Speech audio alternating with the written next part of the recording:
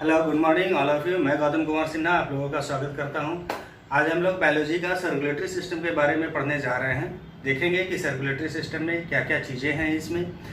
इसके पहले हम लोग रिस्पायरेटरी सिस्टम के बारे में भी देखे थे और डाइजेस्टिव सिस्टम के बारे में भी देखे थे, और उसमें डाइजेस्टिव सिस्टम में कुछ हार्मोन्स वगैरह थे, उसके बारे में भी हम लोग पढ़ चुके थे।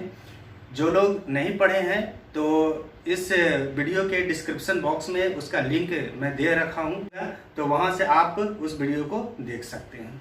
ठीक है, तो आज हम लोग बायोलॉजी में सर्कुलेटरी सिस्टम के बारे में देखेंगे कि सर्कुलेटरी सिस्टम किस तरह से फंक्शन कर रहा है। इट मीन्स कि इसमें हम लोग ब्लड के बारे में पढ़ते हैं, और ब्लड जो है वो हमारे बॉडी में किस तरह से हार्ट में आता है, हार्ट से फिर किस तरह से ब्लड जो है वो पूरे बॉडी में सर्कुलेट होता है, तो उसके बारे में आज हम लोग देखने जा रहे हैं। तो सबसे पहला है कि बायोलॉजी में सर्कुलेटरी सिस्टम में जो है वो इसको दो भाग में डिवाइड करके बताया गया है कि सर पहला है डबल सर्कुलेटरी सिस्टम और उसके बाद में क्लोज्ड सर्कुलेटरी सिस्टम है। ठीक है, एक है डबल सर्कुलेटरी सिस्टम और सेकंड है क्लोज्ड सर्कुलेटरी सिस्टम। तो डबल सर्कुलेटरी सिस्टम में हम लोग ब्लड के बारे में पढ़ते हैं, और क्लोज्ड सर्कुलेटरी सिस्टम में हम लोग लिम्फ यानी लसिका के बारे में पढ़ेंगे। देखिए, बायोलॉजी में क्या है कि आपको जितने भी इसमें वर्ड आएंगे वो हिंदी बहुत ज़्यादा इसका टफ होता है, इसलिए यहाँ पे मैं अधिकांशतः वर्ड जो है वो मैं इंग्लिश में दे रखा हूँ। ऐसे हिंदी और इंग्लिश दोनों में लेकर के चलूँगा कि जिससे कि सीबीएसई वाले स्टूडेंट और बिहार बोर्ड वाले भी स्टूडेंट को अच्छे तरीके से इसे पढ़ सकेंगे। तो हम लोग फर्स्ट पॉइंट में हम लोग देखेंगे कि डबल सर्कुलेटरी सिस्टम ये आखिर होता क्या है, ये किस तरह का इसमें ब्लड का क्या आखिर रोल होता है, ब्लड किस तरह से हार्ट में पहुंचता है, उसके बारे में हम लोग देखेंगे। इट मीन्स कि डबल सर्कुलेटरी सिस्टम में सिर्फ हम लोग ब्लड के बारे में देखेंगे, और क्लोज्ड सर्कुलेटरी सिस्टम में हम लोग लिम्फ के बारे में देखेंगे। ठीक है, तो ये हार्ट का स्ट्रक्चर है, इसमें हम लोग हार्ट के बारे में पढ़ेंगे। तो सबसे पहला हम लोग हार्ट के स्ट्रक्चर के बारे में देख लेते हैं। अभी इसमें ब्लड कैसे आ रहा है, कैसे जा रहा है, कैसे इसमें ऑक्सीजनेटेड ब्लड आते हैं, कैसे डीऑक्सीजनेटेड ब्लड वो बाहर होते हैं, वो सभी के बारे में हम लोग बाद में पढ़ेंगे। सबसे पहला तो हम लोगों का यही नेम है हार्ट का, ऑर्गन्स नेम, वो सभी के बारे में हम लोग पहले देख लें। ठीक है, तो सबसे पहला इस स्ट्रक्चर में हम लोग देख रहे हैं, ये जो मोटा सा जो लाइन है, ये इस स्ट्रक्चर को, ये जो मोटा सा जो स्ट्रक्चर है, इस स्ट्रक्चर को हम लोग अरोटा कहते हैं। ये अरोटा का मतलब होता है महाधमनी, इसको हिंदी में कहते हैं। ठीक है,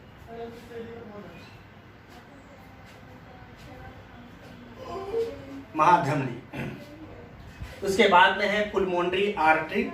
सबसे पहला अरोटा, जो बहुत मोटा ट्यूब लाइक स्ट्रक्चर जो है, इसे हम लोग अरोटा कहते हैं। अरोटा के जस्ट नीचे ये जो स्ट्रक्चर जो देख रहे हैं, इस स्ट्रक्चर को पुल्मोनरी आर्टरी कहा जाता है। तो फर्स्ट में अरोटा है महाधमनी, और सेकंड है पुल्मोनरी, इसे हम लोग कहते हैं फुफ्फुसीय धमनी या सिंपल धमनी भी हम लोग कह सकते हैं। तो एक धमनी हो गया और दूसरा हो गया महाधमनी। महाधमनी इसलिए इसको कहा जा रहा है क्योंकि ये ज़्यादा, इस ट्यूब से ज़्यादा ये ट्यूब जो है ये मोटा होता है। ठीक है, देखने में भी लग रहा है। तो ये इंग्लिश में इसको हम लोग अरोटा कहते हैं, और पुल्मोनरी आर्टरी जो है इसको हम लोग फुफ्फुसीय धमनी कहते हैं। ज़्यादा अच्छा रहेगा इंग्लिश वर्ड ही सुनने के लिए और इंग्लिश वर्ड में ही पढ़ने के लिए, तो ये बेटर होता है हिंदी की अपेक्षा। ठीक है, वैसे मैं तो सारा बता दे रहा हूँ।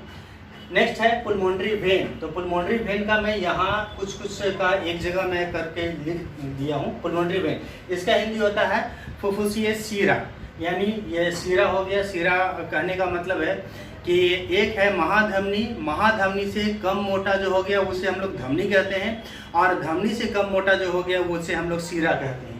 ठीक है, ये जो भाग है ये पुल्मोनरी वेन यानी सीरा हो गया, वेन इसको कहेंगे। ठीक है, हार्ट जो है वो जिस चीज़ से घिरा हुआ होता है, हार्ट एक झिल्ली से, एक मेम्ब्रेन से घिरा हुआ रहता है, उस मेम्ब्रेन को हम लोग पेरिकार्डियल मेम्ब्रेन कहते हैं। ठीक है, ये बहुत इंपॉर्टेंट ये क्वेश्चन है, ये अच्छे एग्जाम में भी ये क्वेश्चन आते हैं कि हृदय जो है वो किस आवरण से घिरा हुआ होता है। या हार्ट जिस मेम्ब्रेन से घिरा हुआ होता है तो उस मेम्ब्रेन को क्या कहते हैं, तो उसे हम लोग पेरिकार्डियल मेम्ब्रेन कहते हैं। ये पेरिकार्डियल मेम्ब्रेन ये बाहरी आवरण से ये घिरा हुआ है, और जाहिर सी बात है कि जब ये बाहरी आवरण से घिरा हुआ रहेगा तो ये हार्ट को सुरक्षा प्रदान करने का काम करेगा, ठीक है। उसके बाद में इसमें हार्ट में हम लोग देख रहे हैं कि ये 4 चैम्बर हैं। में मनुष्य के हृदय में कितने चैम्बर होते हैं, जैसा कि हम लोग जानते आ रहे हैं कि मनुष्य के हृदय में कितने चैम्बर होते हैं, तो मनुष्य के हृदय में 4 चैम्बर होते हैं, यानी 4 कोष्ठ होते हैं। वो 4 कोष्ठ हैं इस तरह से। सबसे पहला ऊपर में ऑरिकल और नीचे में वेंट्रिकल। ऑरिकल और ये हो गया राइट वेंट्रिकल, और ये हो गया लेफ्ट ऑरिकल, और ये हो गया लेफ्ट वेंट्रिकल। ये 4 चैम्बर हैं। यही 4 चैम्बर में ब्लड किस तरह से आ रहे हैं, किस तरह से जाता है, और हार्ट में और प्रवेश करने के बाद में वो पूरे बॉडी में किस तरह से प्रवेश कर रहा है, इसके बारे में हम लोग देखेंगे, ठीक है। तो एक ऑरिकल, फिर वेंट्रिकल, इस भाग में ये डिवाइड होता है, और लेफ्ट ऑरिकल लेफ्ट वेंट्रिकल के बीच में एक वॉल्व होता है। वॉल्व होता क्या है, ये बिल्कुल इसको हिंदी में हम लोग कपाट कहते हैं, यानी ढक्कन टाइप का ये फंक्शन करता है। जब ब्लड आता है तो वो ढक्कन जो है वो हटता है, और ब्लड वो प्रेशर से दूसरे चैम्बर में वो जाता है, उसके बाद में फिर ब्लड वो लग जाता है। तो ये जो फंक्शन है ये बार बार ये क्रिया होते रहती है। तो लेफ्ट ऑरिकल और लेफ्ट में और राइट ऑरिकल और राइट वेंट्रिकल के बीचों बीच में यानी इसमें ट्राइस्कुपिड वॉल्व होते हैं और इसमें बाइस्कुपिड वॉल्व होते हैं। तो अभी अभी हम लोग देखा कि इस हार्ट में कुछ वैसे ऑर्गन्स है जिसका नाम हम लोगों को जानना जरूरी था, और इसमें किस तरह से ब्लड प्रवेश करता है, कैसे बाहर जाता है, इसकी फंक्शन हम लोग बाद में पढ़ेंगे, ठीक है। एक है वेन कावा। वेन कावा के बारे में छूट रहा था, इसको हम लोग महाशिरा कहते हैं। वेन कावा को जैसे अरोटा है उसी तरीके से वेन कावा है। वेन कावा जो है ये महाशिरा इसको कहते हैं हिंदी में, और अरोटा को हम लोग महाधमनी कहते हैं।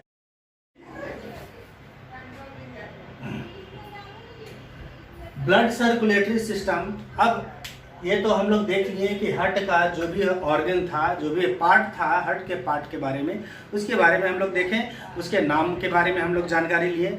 अब हम लोग ब्लड सर्कुलेटरी सिस्टम के बारे में हम लोग देखते हैं कि ब्लड सर्कुलेटरी सिस्टम का सबसे पहला ये क्वेश्चन बनता ही है कि इसकी खोज कौन किया था। जीके का भी ये बहुत इंपॉर्टेंट क्वेश्चन है, ठीक है। अच्छे एग्जामों में ये भी क्वेश्चन पूछा जाता है कि ब्लड सर्कुलेटरी सिस्टम का खोज कौन किया था, तो विलियम हार्वे ने किया था, ठीक है। इसका खोज विलियम हार्वे किया था।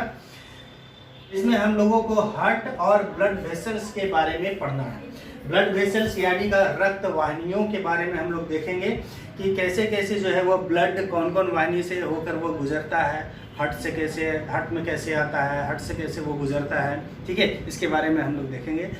तो कुछ और भी इम्पोर्टेंट पॉइंट है, जैसे ब्लड हार्ट से 2 बार सर्कुलेट करता है। ब्लड जो है वो हार्ट में 2 बार सर्कुलेट करेगा। ब्लड हार्ट से 2 बार सर्कुलेट करता है, इसलिए इसे डबल सर्कुलेशन कहा जाता है। अब सबसे पहले हम लोग इसमें देखते हैं कि जो आर्टरी और वेन है, इंपॉर्टेंट यहाँ पे 2 ऑर्गन्स है, 2 पार्ट है। हार्ट का 2 पार्ट इंपॉर्टेंट है, एक हो गया आर्टरी और दूसरा हो गया वेन, ठीक है। ये आर्टरी और वेन। तो सबसे पहला हम लोग देखते हैं कि आर्टरी और वेन में आखिर अंतर होता क्या है। देखते हैं कि आर्टरी और वेन में आखिर अंतर क्या है। तो सबसे पहला ब्लड जो है वो हार्ट में जो ब्लड मौजूद है इसे पूरे बॉडी के पार्ट में आखिर कौन ले जाता है, तो हार्ट से अंग की ओर ले जाता है कौन, तो आर्टरी, ठीक है। और वेन क्या करता है, वो अंग से हार्ट में लाने का काम करता है। यानी ब्लड जो है वो जब तक हार्ट में है तो हार्ट से पूरे बॉडी में कौन ले जाएगा, तो आर्टरी, और पूरे बॉडी से हार्ट में कौन ले आता है, तो वेन, ठीक है। पहला ये फंक्शन हो गया। एक बार फिर से मैं बता रहा हूँ कि यदि ब्लड हार्ट में है तो हार्ट से अंग तक पहुँचाने का काम कौन कर रहा है, आर्टरी करेगा, और पूरे अंग से पूरे ऑर्गन से हार्ट तक पहुँचाने का काम कौन करेगा, तो वेन करेगा, ठीक है। ये पहला फंक्शन हुआ, पहला ये डिफरेंस हम लोग देख रहे हैं। और आर्टरी जो है वो किस कलर का होता है, तो आर्टरी रेड कलर का होगा, मोटा होगा। और वेन जो है वो रेड और वायलेट दोनों कलर का ये हो सकता है जो वेन है, ठीक है।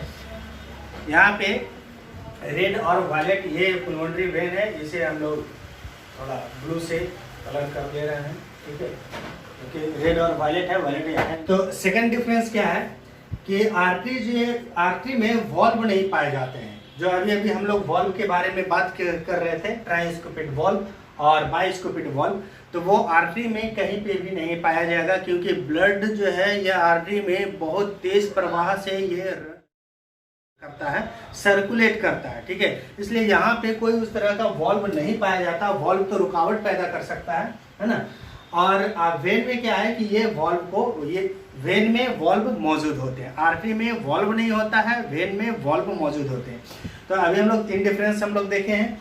अब हम लोग देखते हैं आगे कि बॉडी की गहराई में ये मौजूद होता है। आर्टरी आखिर होता है कहाँ? तो आर्टरी जो है वो बॉडी के सबसे अंदर यानी सबसे गहराई में ये मौजूद होता है। और इसके विपरीत में वेन के बारे में यदि हम लोग देखें तो बॉडी के ये ऊपर ऊपर रहता है। ऐसे भी हम लोग बॉडी के ऊपर ऊपर जो नस है यानी वेन जो है वो दिखाई देता है, लेकिन आर्टरी जो है वो बॉडी के बिल्कुल गहराई में मौजूद होता है और वो बिल्कुल मोटा होता है, ठीक है। नेक्स्ट है कि आर्टरी जो है वो बिल्कुल नैरो होता है, वो संकरी होगा, और वेन की अपेक्षा आर्टरी हार्ड होगा, और वेन जो है वो पतला भी होता है, लचीला भी होगा, ठीक है। और वेन जो है वो थोड़ा चौड़ा भी होगा, उसकी चौड़ाई होगी, वो वाइड उसमें होती है, फ्लेक्सिबल वो होगा, और बिल्कुल वो पतला होता है वेन। और इसके अपेक्षा जो आर्टरी है वो बिल्कुल हार्ड होगा। आर्टरी जो है वो खाली रहने पर भी वो नहीं पिचकता, क्योंकि वो हार्ड होता है, ठीक है। और वेन जो है वो यदि खाली रहेगा तो वो पिचक जाएगा। हम लोग ऊपर से यदि वेन को दबाते हैं तो वो पिचक भी जाता है। सबसे इम्पोर्टेंट जो है वो ये है कि आर्टरी में ऑक्सीजनेटेड ब्लड जो है वो जाता है, सिवाय एक आर्टरी को छोड़कर। यहाँ पे थोड़ा कंफ्यूजन होता है, इसलिए ध्यान दीजिएगा यहाँ पे, ठीक है। ये बहुत इम्पोर्टेंट ये सवाल है और बहुत कंफ्यूजन वाला भी ये सवाल होता है कि सबसे पहला आर्टरी में ऑक्सीजनेटेड ब्लड जाता है, ठीक है, और वेन में डीऑक्सीजनेटेड ब्लड जाता है। अब ये ऑक्सीजनेटेड और डीऑक्सीजनेटेड ब्लड है क्या? ऑक्सीजनेटेड ब्लड हम लोग उसको कहते हैं जिसमें ऑक्सीजन पास हो, ऑक्सीजन मौजूद हो। डीऑक्सीजनेटेड ब्लड जो होता है उसमें कार्बन डाइऑक्साइड की भी मात्रा मौजूद है, ठीक है, उसे हम लोग डीऑक्सीजनेटेड ब्लड कहेंगे। तो आर्टरी के बारे में यदि हम लोग देखें तो इसमें ऑक्सीजनेटेड ब्लड मौजूद होता है, जाता है, और वेन में डीऑक्सीजनेटेड यानी कार्बन डाइऑक्साइड की मात्रा इसमें मिला हुआ होता है। किसमें? तो वेन में, ठीक है। लेकिन एक्सेप्शन में क्या है, यहाँ पे कंफ्यूजन यहाँ पे ही होता है कि एक्सेप्शन वर्ड में हम लोग आर्टरी की बात कर रहे हैं, तो एक आर्टरी ये भी है पुलमोनरी आर्टरी। फिगर में भी मैं अभी दर्शाया हूँ यहाँ पे पुलमोनरी आर्टरी। तो अभी अभी मैं बताया कि आर्टरी में ऑक्सीजनेटेड ब्लड जाएगा, ठीक है, लेकिन यही एक ऐसा आर्टरी है जिसमें ऑक्सीजनेटेड नहीं डीऑक्सीजनेटेड ब्लड जाता है, ये एक्सेप्शन में। ये आर्टरी ये अरोटा महाधमनी और ये पुलमोनरी आर्टरी है। यहाँ पे डीऑक्सीजनेटेड ब्लड जाएगा, यहाँ पे मैं लिखा हूँ पुलमोनरी आर्टरी में डीऑक्सीजनेटेड ब्लड जाएगा, कार्बन डाइऑक्साइड इसमें मौजूद होंगे। बात करें तो वेन में अभी हम लोग पढ़े हैं कि इसमें डीऑक्सीजनेट, और इसका एक्सेप्शन में है जैसे पुलमोनरी वेन। पुलमोनरी वेन में सिर्फ ऑक्सीजनेटेड ब्लड ही जाएंगे, ये एक्सेप्शन वर्ड है। तो पुलमोनरी वेन मैं यहाँ पे लिखा हूँ, इसमें ऑक्सीजनेटेड ब्लड ही जाएंगे। यहाँ पे मैं नोट कर दे रहा हूँ कि पुलमोनरी आर्टरी है, ये यहाँ पे CO2 यानी कार्बन डाइऑक्साइड वाले जो ब्लड हैं वो जाएंगे, और पुलमोनरी वेन में ऑक्सीजनेटेड ब्लड सिर्फ ये जाएंगे। तो उम्मीद करता हूँ कि ये आपको जो डिफरेंसेस है ये बिल्कुल समझ में आया होगा। ऐसे एक बार मैं फिर इसे रिपीट कर देता हूँ कि ताकि अच्छे तरीके से आपको समझ में आए, और इसको 2 बार 3 बार सुनेंगे तो बिल्कुल है कि आर्टरी और वेन में डिफरेंस पता चलेगा। उसके बाद में जब हम लोग इसके बारे में पढ़ेंगे तो ज़्यादा समझ में भी आएगा, ठीक है। और वैसे ही इस तरह का क्वेश्चन भी आता है, यहाँ से बहुत तरह तरह का ऑब्जेक्टिव भी क्वेश्चन और सब्जेक्टिव भी क्वेश्चन, दोनों क्वेश्चन यहाँ से आते हैं। पहला तो यही क्वेश्चन हो गया कि आर्टरी और वेन में अंतर क्या है, ठीक है। तो इस तरह से क्वेश्चन जो है वो लिखने के लिए भी आते हैं, ठीक है। तो एक बार फिर से सबसे पहला कि आर्टरी जो है इसमें ब्लड को हार्ट से अंग की ओर ले जाने का काम करता है। यानी हार्ट में यदि ब्लड है तो उसको पूरे अंग में कौन ले जाएगा, आर्टरी। पूरे अंग में जो ब्लड है उसको हार्ट तक कौन ले जाएगा, तो वेन, ठीक है। आर्टरी जो है वो किस कलर का होता है, रेड कलर का होता है। वेन जो है वो किस कलर का होगा, तो रेड और वायलेट कलर का ये होगा, ठीक है। और आर्टरी में कोई वॉल्व नहीं पाए जाते हैं, जबकि वेन में वॉल्व पाए जाते हैं, ठीक है।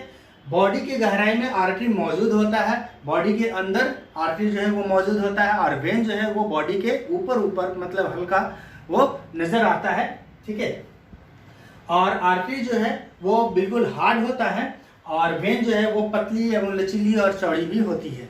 आर्टरी जो है वो खाली रहने पर वो पिचकता भी नहीं है, लेकिन वेन जो है जब खाली रहेगा तो वो पिचक भी जाएगा, ठीक है।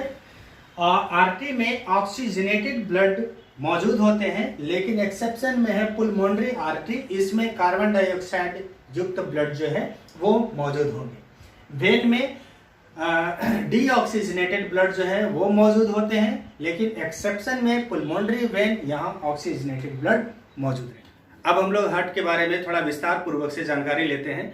तो हार्ट के बारे में हम लोग पहले से भी ये बात जानते थे कि हार्ट में 4 चैम्बर होते हैं। मनुष्य के हृदय में कितने चैम्बर होते हैं, तो 4 चैम्बर होते हैं। वो 4 चैम्बर के बारे में हम लोग जानकारी इकट्ठा करते हैं। तो सबसे पहले लेफ्ट और राइट, ये देखिए ये राइट है, ये लेफ्ट में है। तो सबसे पहला है यदि हम लोग राइट की बात करते हैं तो राइट में राइट ऑरिकल और राइट वेंट्रिकल। ऑरिकल का हिंदी हो गया अलिंद और वेंट्रिकल का हिंदी हो गया निलय। तो ये है लेफ्ट ऑरिकल और ये है लेफ्ट वेंट्रिकल, ये है राइट ऑरिकल और ये है राइट वेंट्रिकल। भाग में ये 2 तरह से, यानी एक चैम्बर 2 चैम्बर, ये 2 चैम्बर इधर 2 चैम्बर इधर, ये 4 चैम्बर हो गए। और 4 चैम्बर को ये इस तरह से डिवाइड किया गया, ठीक है।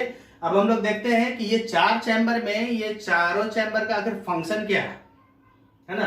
तो ये चारों चैम्बर का फंक्शन, सबसे पहले राइट ऑरिकल में ब्लड आता है कहां से, सवाल यही होता है कि ये जो राइट ऑरिकल है, इस राइट ऑरिकल में ब्लड कहां से आता है। तो राइट ऑरिकल में इसे हम लोग वेन कावा कहते हैं, वेन कावा से ब्लड आ रहा है, ये यहाँ पे डिनोट किया गया है। ये जो नीले कलर का जो एरो देख रहे हैं, यहाँ से ये ब्लड कैसे कैसे आ रहा है और कहाँ जा रहा है, ये रेड कलर का ये ब्लड है जो कि मूवमेंट में सर्कुलेट ये कर रहा है। तो वेन कावा से राइट ऑरिकल में ब्लड आ रहा है और राइट वेंट्रिकल में ये जाता है। सबसे पहला तो सवाल यही था कि ऑरिकल में ब्लड कहां से आता है, तो ऑरिकल में ब्लड जो है वो वेन कावा से आ रहा है, ठीक है। ऑरिकल के बाद वो वेंट्रिकल में ब्लड जाता है और वेंट्रिकल के बाद जो है वो इस यानी पुलमोनरी आर्टरी में ये चला जाता है। एक बार फिर से वेन कावा से ब्लड राइट ऑरिकल में आता है और राइट ऑरिकल से ब्लड राइट वेंट्रिकल में जाता है। राइट वेंट्रिकल से ब्लड जो है वो पुलमोनरी आर्टरी में चला जाएगा। अब है कि राइट ऑरिकल और राइट वेंट्रिकल के बीच में ये कौन सा वॉल्व होता है, तो ट्राइस्कुपिड वॉल्व ये होता है। राइट ऑरिकल और राइट वेंट्रिकल के बीच में कौन सा वॉल्व है, तो ट्राइस्कुपिड वॉल्व होता है। तो सवाल यहाँ से 2 है कि सबसे पहला ये सवाल है कि राइट ऑरिकल में ब्लड कहाँ से आ रहा है, तो वेन कावा के द्वारा आ रहा है। और राइट ऑरिकल और राइट वेंट्रिकल के बीच में कौन सा वॉल्व है, तो ट्राइस्कुपिड वॉल्व है, ठीक है। अब हम लोग लेफ्ट की बात करते हैं। तो लेफ्ट ऑरिकल में जो है वो ब्लड कहाँ से आ रहा है, लेफ्ट ऑरिकल ये है, ये रेड सी यहाँ पे डिनोट किए हैं। तो पुलमोनरी वेन से जो है वो लेफ्ट ऑरिकल में ब्लड आता है। लेफ्ट ऑरिकल में ब्लड कहाँ से आ रहा है, तो पुलमोनरी वेन से आ रहा है। लेफ्ट ऑरिकल के बाद ये लेफ्ट वेंट्रिकल में चला जाता है। लेफ्ट वेंट्रिकल के बाद ये सीधा अरोटा में ब्लड चला जाता है। तो चूंकि जब लेफ्ट वेंट्रिकल में जो ब्लड होता है वो वापस यदि अरोटा में पहुंचता है, तो वहां पे एक और वॉल्व होता है। लेफ्ट वेंट्रिकल से जब ब्लड अरोटा में जाता है तो ये दोनों के बीच में एक वॉल्व होता है जिसे हम लोग सेमी लूनर वॉल्व कहते हैं। और ये जो सेमी लूनर वॉल्व होता है इसका फंक्शन ये है कि वेंट्रिकल से यानी लेफ्ट वेंट्रिकल से ब्लड को अरोटा में पहुंचाता है और वापस वेंट्रिकल में ब्लड को आने नहीं देता है। यदि वापस ये ब्लड आएगा तो प्रॉब्लम क्रिएट हो सकता है, ठीक है। इसलिए ये जो सेमी लूनर वॉल्व जो है ये वापस वेंट्रिकल में ब्लड को आने नहीं देता है, उसे रोकता है और अरोटा में पहुंचाने का ये काम करता है।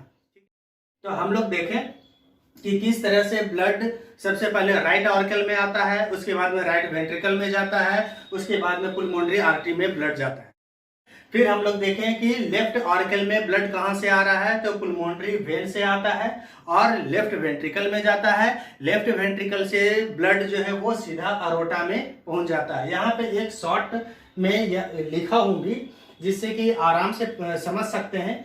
आरबी यानी राइट वेंट्रिकल है, राइट वेंट्रिकल से ब्लड सीधा पुलमोनरी यानी PLA पुलमोनरी आर्टरी में आर्टरी से होते हुए ये फेफड़ा तक चला जाता है, ठीक है। तो एक बार फिर से मैं रिपीट कर रहा हूं, राइट वेंट्रिकल से ब्लड पुलमोनरी आर्टरी में पहुंचता है और पुलमोनरी आर्टरी से ब्लड जो है वो पूरे फेफड़ा में पहुंच जाता है।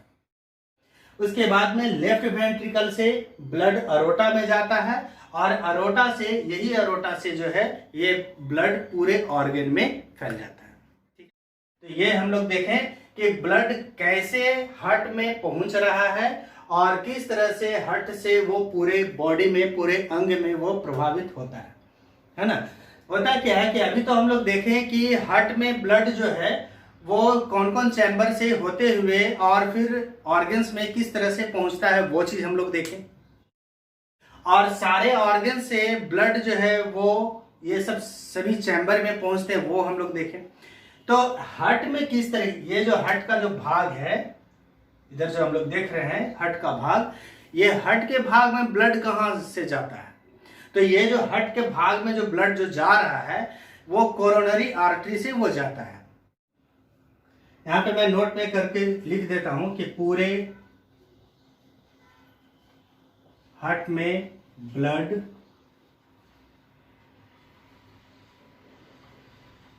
कोरोनरी आर्टरी से जाता है। हार्ट में जो ब्लड सर्कुलेट कर रहा है वो कोरोनरी आर्टरी के माध्यम से सर्कुलेट करता है। और ये सब चैम्बर में हम लोग देख लिए कि चैम्बर में किस तरह से ब्लड आ रहा है और कैसे पूरे ऑर्गन में ब्लड जो है वो सर्कुलेट करता है।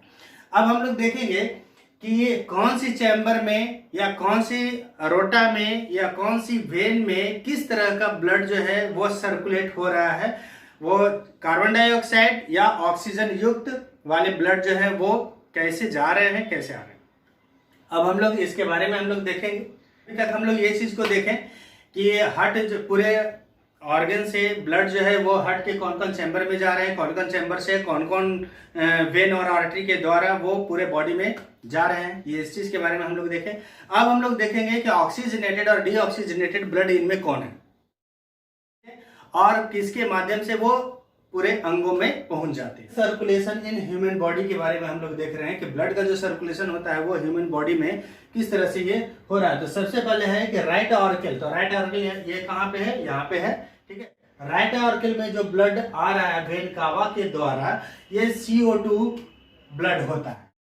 ये जो है CO2 ब्लड है, ये राइट ऑर्कल में जा रहा है। राइट ऑर्कल से ये ब्लड वेन कावा के द्वारा आता है और राइट वेंट्रिकल में जाता है या राइट वेंट्रिकल में, ये सब CO2 युक्त ब्लड है और ये फिर पुलमोनरी आर्टरी में चला जाता है जो कि यहां भी लिखे हैं CO2 ब्लड, ठीक है। यानी इसमें कार्बन डाइऑक्साइड युक्त है। ये डीऑक्सीजनेटेड ब्लड इसे हम लोग कहते हैं। इनमें डीऑक्सीजनेटेड ब्लड पुलमोनरी आर्टरी के द्वारा फिर ये कहां जाएगा, फेफड़ा तक, ठीक है। फेफड़ा में ये चला जाता है। तो क्या है कि ब्लड जब फेफड़ा में पुलमोनरी आर्टरी के द्वारा जब वो फेफड़ा में पहुंचता है ऑक्सीजनेटेड हो जाता है, उसमें ऑक्सीजन मिल जाता है और ऑक्सीजनेटेड होने के बाद वो पुलमोनरी वेन से होते हुए लेफ्ट ऑर्कल में आता है। ये सब ऑक्सीजनेटेड ब्लड है, ये देखिए ये सब ऑक्सीजनेटेड ब्लड है, O2 वाले है, पुलमोनरी वेन से ये आ रहा है। लेफ्ट ऑर्कल से लेफ्ट वेंट्रिकल यहाँ पे मैं लिखा हूँ कि शुद्ध ऑक्सीजन जो है वो पुलमोनरी वेन के द्वारा लेफ्ट ऑर्गन से आता है और लेफ्ट वेंट्रिकल के बाद ये अरोटा में चला जाता है और विभिन्न अंगों में ये फैलाता है। ये सब ऑक्सीजनेटेड ब्लड है। तो हार्ट में किस तरह से ब्लड सर्कुलेट हो रहे हैं उसके बारे में हम लोग देखिए। एक जो है वो हम लोग देखा क्या कि अरोटा यानी पुलमोनरी आर्टरी से वो किस तरह से पुलमोनरी आर्टरी के द्वारा किस तरह से ये फेफड़ा में जाता है, उसके बाद में फिर लेफ्ट ऑरिकल में आता है, फिर लेफ्ट वेंट्रिकल में आता है, उसके बाद में फिर अरोटा में पहुंचता है और विभिन्न अंगों तक ये पहुंचाने का कार्य भी करता है।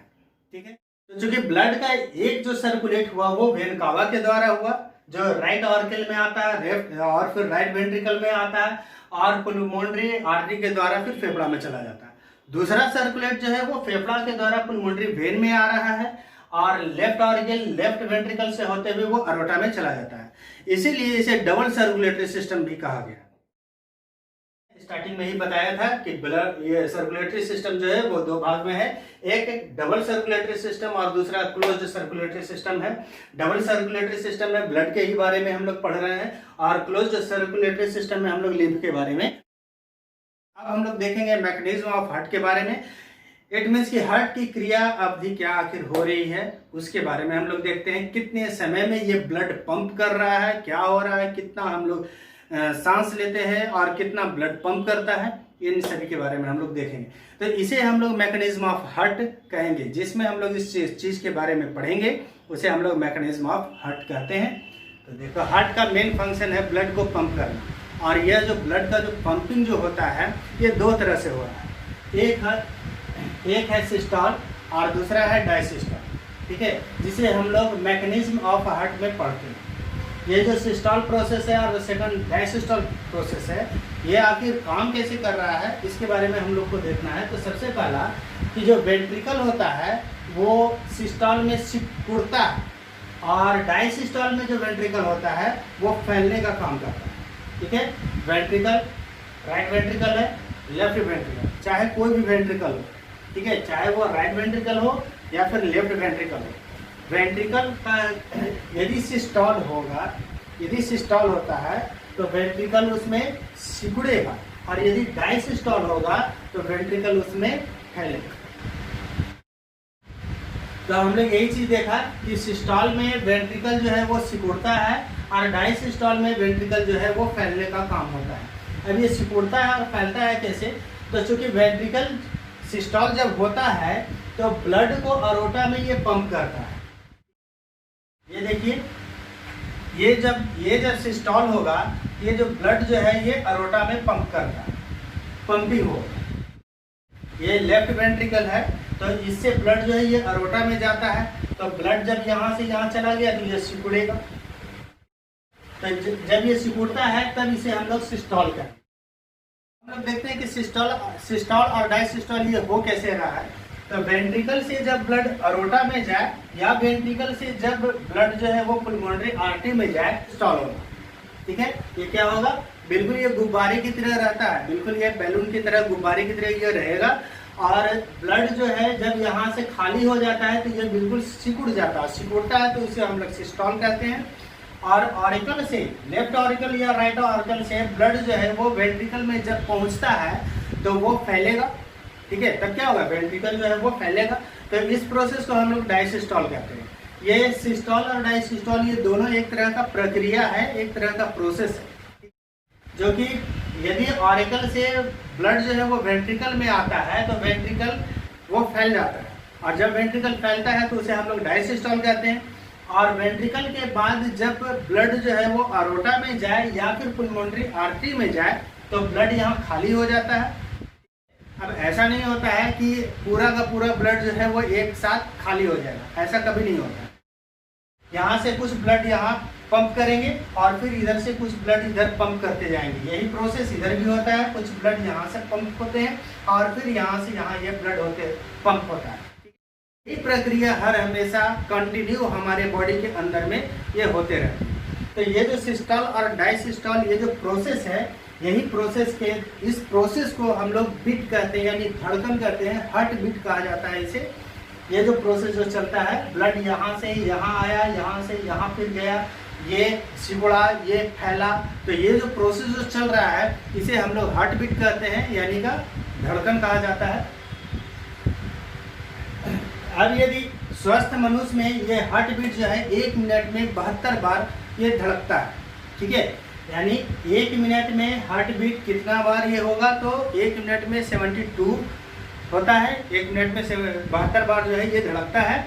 तो इसमें में इस तरह का क्वेश्चन बहुत बार पूछा गया है, ठीक है, कि 1 मिनट में हार्ट बीट कितना बार करता है, तो 1 मिनट में हार्ट बीट जो है वो 72 बार वो कर रहा है, ठीक है, 72 टाइम्स।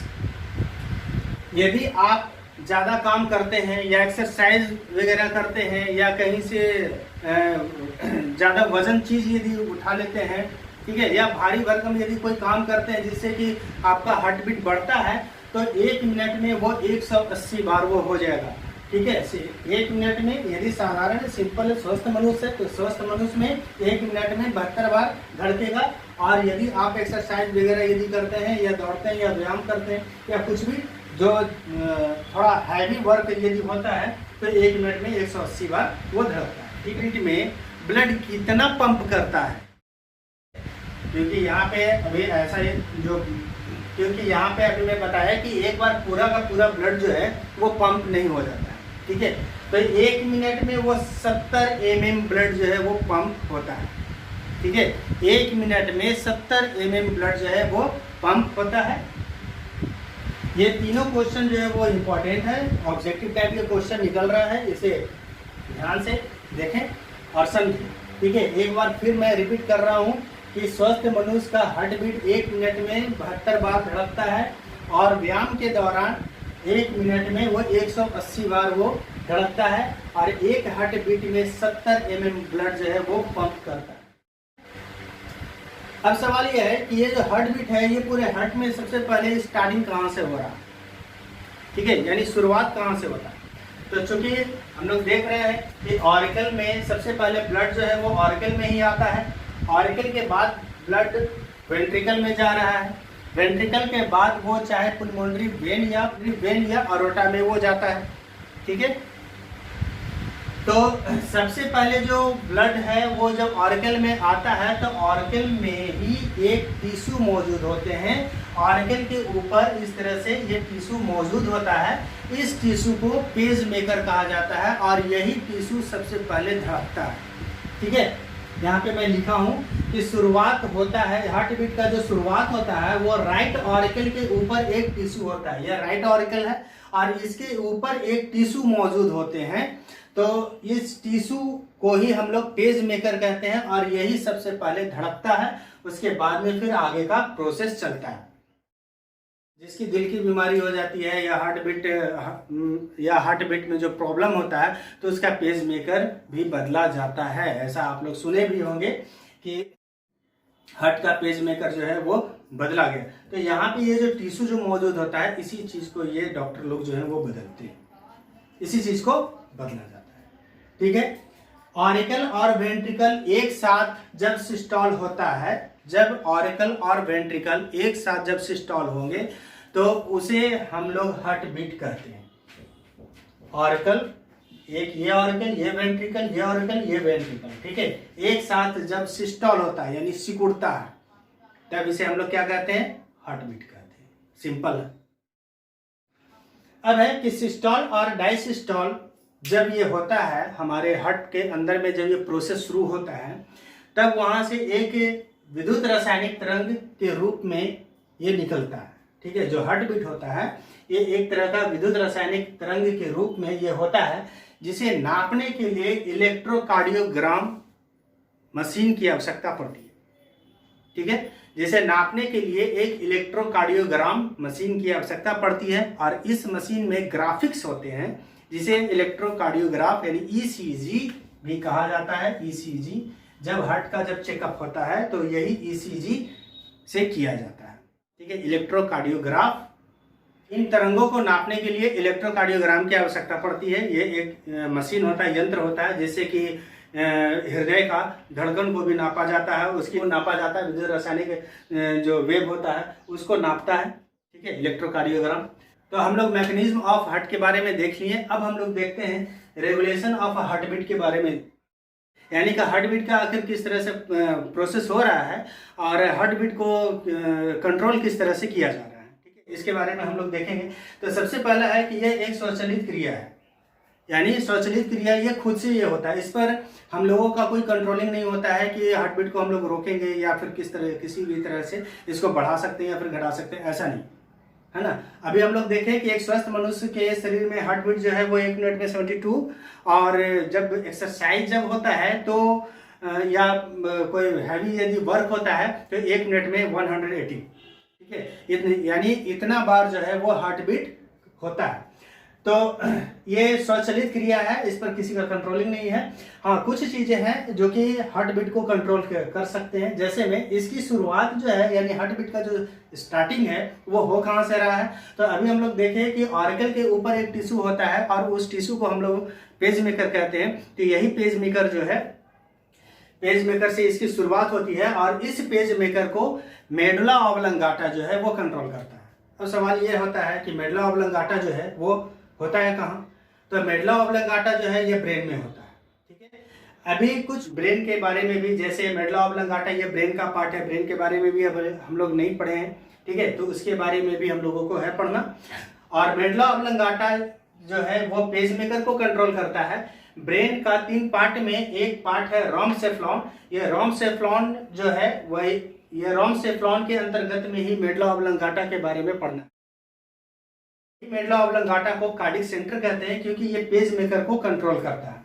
तो हम लोग देखें कि धड़कन जो है वो पेज मेकर से स्टार्ट होता है, यानी हार्ट बीट जो है वो पेज मेकर से ही शुरुआत हो रहा है, और पेज मेकर को कंट्रोल कौन कर रहा है, तो मेडुला ऑब्लंगाटा कर रहा है, ठीक है। कुछ और भी कुछ हार्ट बीट को कंट्रोल करने के लिए कुछ और भी थिंग्स हैं, जैसे कुछ हार्मोन्स वगैरह। हार्मोन के बारे में हम लोग पढ़ चुके हैं, हम लोग ग्लैंड सिस्टम के बारे में पढ़े हैं।